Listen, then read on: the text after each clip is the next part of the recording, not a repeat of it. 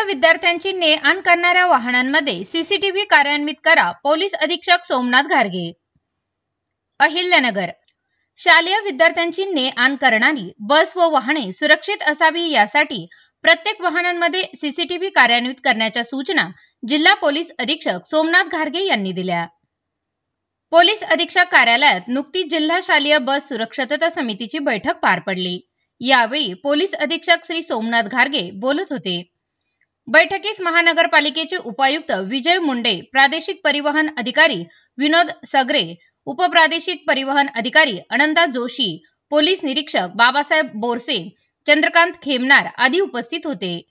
जिल्हा पोलीस अधीक्षक श्री सोमनाथ घारगे म्हणाले की प्रत्येक शालेय बस व वाहनांमध्ये सीसीटीव्हीची सुविधा कार्यान्वित करण्यात यावी. 6 वर्षाखालील विद्यार्थ्यांच्या ने-आणीसाठी बस किंवा वाहनांमध्ये महिला कर्मचाऱ्यांची नियुक्ती करण्यात यावी.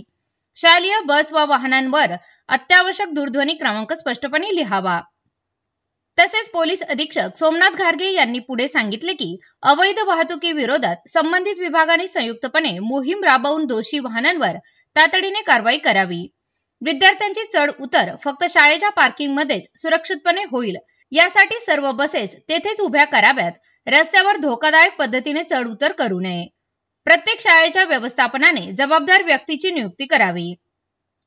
तसेच सर्व शाळांनी परिवहन समितीच्या बैठका नियमित घेण्याच्या सूचनाही पोलीस अधीक्षक यांनी या बैठकीत संबंधितांना देण्यात आल्या.